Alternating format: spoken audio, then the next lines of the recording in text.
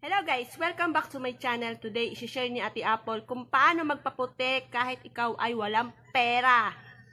Wala tayong gagastusin, natural lang na gawain. Kasi alam mo naman tayo, pag scissors, kailangan natin magtipid-tipid, hanap-hanap kung ano magiging makakasolusyon sa ating mga pangarap, kagaya ng yun, pagpapaputi. Paano ang gagawin natin? Anong mga kaparaanan ng mga gagawin natin para makapagpaputi tayo nang wala tayong gagastusin? Simple lang. Number 1, syempre, kumain ka ng mga masustansyang pagkain at gulay at prutas para hindi ma-dehydrate ang ating kutis, kasi pag na-dehydrate ang ating kutis, magdadry ito, tas mangingitim, papangit. Ayun. Kaya kailangan kakain ka lagi ng gulay, ng prutas para mag-glow ang ating skin. Diba? Sabi nga nila yun. Tapos, number 2, matulog ng tama para lahat ng mga gawain natin ay masunod natin. Halimbawa, kagaya ng yun nga, yung pag-aasikaso sa ating sarili. Kung kasi puyat tayo lagi, magdadry din ang skin natin, nandun yun yung kukulubot, iitim, hindi rin tama yon. Kaya kailangan matulog tayo ng tama, matulog tayo ng maaga, gumising ng maaga para yun, dire-diretso lang ang lighting.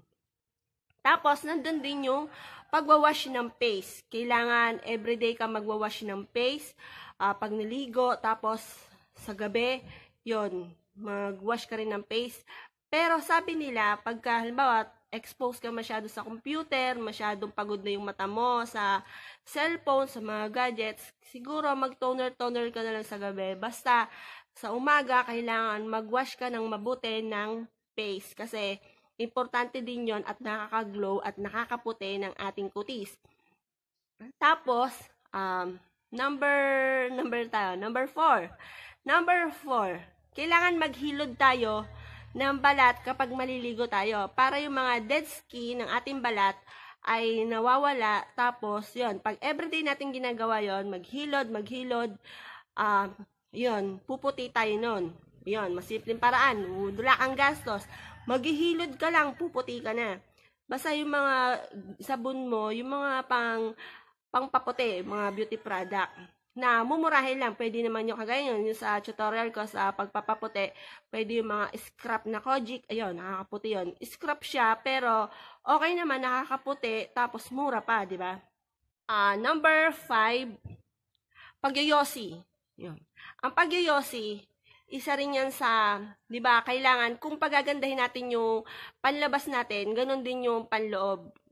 Kasi pag nakikita nyo ba yung pag bumibili kayo ng yosi, di ba yung mga nagiging nangyayari sa loob ng ating katawan? Ayun, pag pumangit yung loob, nasa loob ng ating katawan, nagkaroon siya ng damage, syempre, e-effect din yun sa labas. Kaya, yun nga, yung pagyoyosi, yung usok nun, pumapasok pa rin sa atin, natutuyo din yung balat natin, papangit din.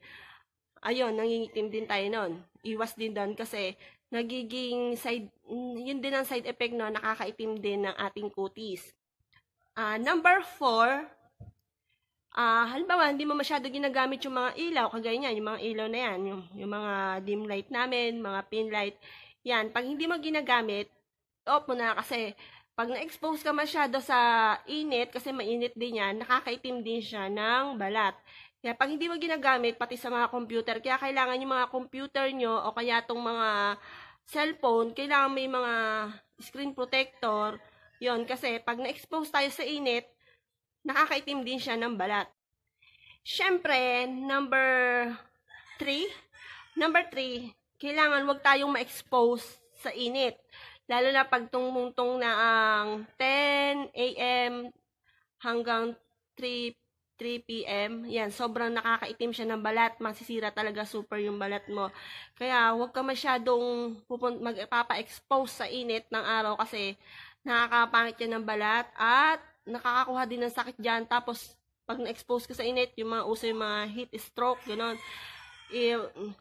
mag-avoid ka sa gano'n. Huwag kang lumabas pag alam mong mainit. Pero, maganda rin yung init ng araw. Hindi ko sinabing huwag ka magpainit, ha? Maganda yon sa umaga, pagtungtong na halimbawa 6 hanggang 8. Ayan. okay na okay yan yung init ng araw nun. Pag pinawisan ka yan, maganda sa katawan yon. Pero pag tumungtong na ang 10 hanggang 3 p.m., ayun, wag avoid sa sunlight. Tapos, number 2, siguro kailangan magdala ka din ng payong para iwas-iwas sa mga sa init nga, kasi hindi maganda sa balat pag ganun sobrang init. Tapos, yung bibili mong payong, yung pumili ka, yung parang dalawahin siya, yung may silver yung loob. Kasi para maprotektahan yung talagang safe na safe yung balat mo. Kasi pag yung ano lang siya, yung mismong yung may drawing lang, tapos walang silver yung loob, ayun, hindi masyado nakakaprotect yon ng ating kutis. At number 10. At number 10, ito ang pinaka-importante sa lahat, ang pag-inom ng tubig. Siguro maganda maka 3 litro tayo ng tubig kada isang araw, lalo ngayon, tag-init, super init, madadry ang skin natin kapag tayo ay hindi nagiinom ng tubig. Kaya pag na-dry, alam nyo na, papangit ang balat. Ayun guys, kailangan pinaka-importante sa lahat, uminom tayo ng tubig para hindi tayo ma-dehydrate. Ayun guys, kailangan lagi tayong uminom ng tubig. Pwedeng 2 o 3 galon sa sa isang araw, or yun, dalawa. Pinakaano, kasi pag uminom ka lagi ng tubig, syempre, yung ininom mo, di syempre, mahuhuwagasan yung nasa loob ng tiyan mo. Wiwiwi ka lagi, or nandun yung pagpapawisan ka kasi, yun nga, inom ka ng inom ng tubig. Tapos, yun, nakakaputi kasi rin yun, yung lagi ka na inom ng tubig, hindi ka ma-dehydrate. Tapos, yun, nakaka-glow din ng skin. Yun ang pinaka-importante sa lahat, ang pag-inom ng tubig, kasi, yun nga, nakakaganda yun ng balat. Yun lang guys, thank you for watching, and don't forget to subscribe my channel. Ayun ang sikreto ng taong walang pera para lamang pumuti. Thank you po sa panonood.